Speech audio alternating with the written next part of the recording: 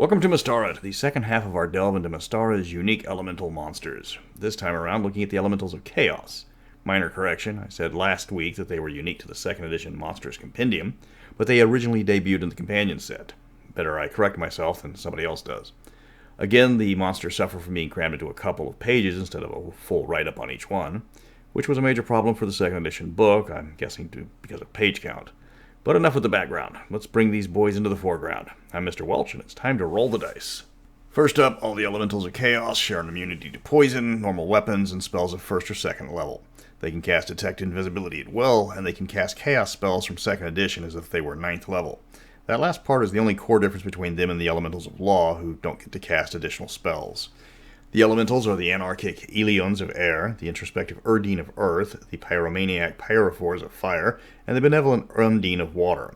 Once again, the section on their habitats and society are 8 paragraphs each, and yes, I looked into the companion set, and they get even less of a write-up there. Starting with the Aeolians, they resemble heat shimmers in appearance, though they're actually cool to the touch. Aeolians love chaos. They are the Project Mayhem of the elemental plane of air. They view combat as the ultimate form of chaos. When you're in a fight, anything goes. There's no structure, no plan survives contact with the enemy. It's just every man for himself, and that's where the Aeolian thrive. If you want to make an Aeolian your friend, hit him hard. This is possibly the only race in D&D where the sucker punch is considered a formal greeting. Aeolians attack by buffeting you with their body, but they can make a suffocation attack, where they force themselves down your throat.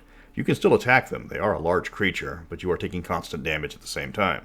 They have a selection of spells, like all elementals of different alignments, mostly dealing with air. Aeolians are the personification of chaotic neutral. They will do anything as long as they consider it fun. They will happily change sides in a fight, crash a royal wedding, goad a much more powerful creature into pursuing them, and then lead it right into a town. They will fight a party and then help it out later if the mood strikes them. You can never trust an Aeolian, they are far too random. Other races leave them alone, not out of fear, but because they're too unpredictable for any actual trade or diplomatic ties. It doesn't matter. Aeolians will seek out fun when it strikes them, and the opinions of other races don't concern them in the slightest. Erdeen are the philosophers of chaos. Take Socrates. Get him blazed. That's your basic Erdeen. They are chaotic neutral, but they're also far less annoying than the Aeolians. They are constantly coming up with off-the-wall questions, and sit around for long periods of time trying to figure out every answer to the question they just raised. Some of the questions are deeply philosophical. Other questions are more along the lines of, what if purple made a noise? They resemble earth elementals, but they have long veins of metals running throughout their body. They can shape earth at will, something they are constantly fond of doing as they change the environment around them out of curiosity. In combat, they're pretty mundane for a creature of chaos, just beating on you with fists. Erdeen love destruction. They love watching things fall apart. It fascinates them. However, they themselves aren't destructive at all. They just like to watch things fall down like rock slides and earthquakes. They're patient enough to just wait for these things to happen, and then they pontificate on it for days. They do have a bad habit of trapping adventurers just to get their opinions on things, but it's more of actual interest in their take than just malice. They don't get along with Caleb Durr, but that's more of a culture clash than actual hostility on either side's part. The Pyrophore love to burn.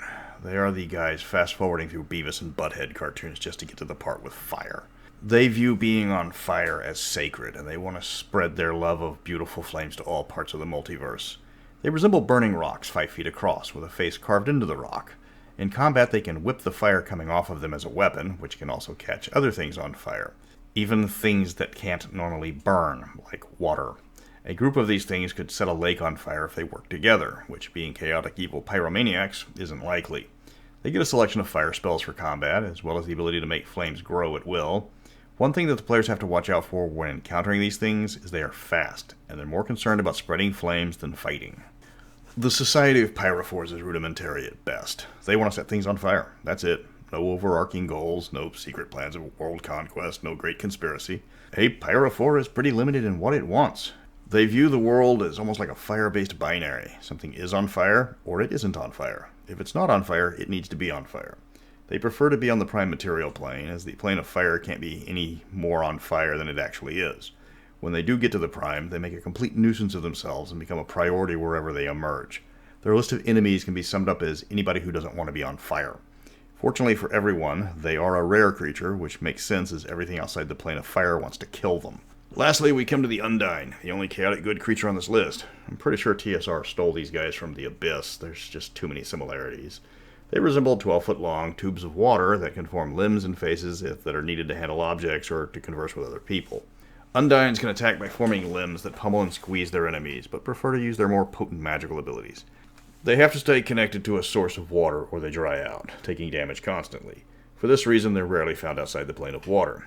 There's not much to go on as far as Undyne society is concerned. They have less of a description than the Pyrophore, who only had a 4-line description. The book cops out by saying few know of the Undyne society, so we're not going to tell you either. It's supposed to be similar to the Jinn, but it doesn't talk about the Jinn. Second edition could talk your ear off on how things will try to kill you, but if you want to take one out on a date, nope, you can't be bothered. Couldn't be bothered to give these things a full-page write-up explaining how to use them in your adventure, unless that adventure requires you to kill them. So Undynes are nice to you if you're nice to them. That's pretty much all we know. I honestly thought there was more information on all the elementals of Mystara than there actually was. They're still a unique creature that you can easily slot into one of your adventures, but you will have a lot of blanks to fill in if you want to plan a longer encounter with one. They give you some variety when you're on the elemental planes, so it's not just genies and regular elementals everywhere. Some of these creatures are comic relief, like the Erdeen. Others are nothing more than targets, like the Pyrophore. But the others do provide a lot of role-playing opportunities. Still, if you're writing a bestiary for whatever reason, explain where the creature fits in your world. Combat is great and all, but give the DM something to work with when world building. That last line was a lot more alliterative than I expected. Enough with the elementals of law and chaos, and background cut off because of a hard page count. Next week we are looking at the reason why Mystara doesn't do Yuan-Ti, Dragonborn, or Draconic Kobolds. It's because we got no more room for them.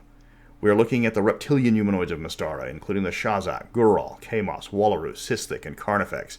And I'll probably find a couple more reptilian humanoids digging through the cushions in my couch. We've got so many of them. But until next week, remember, fire bad, money good.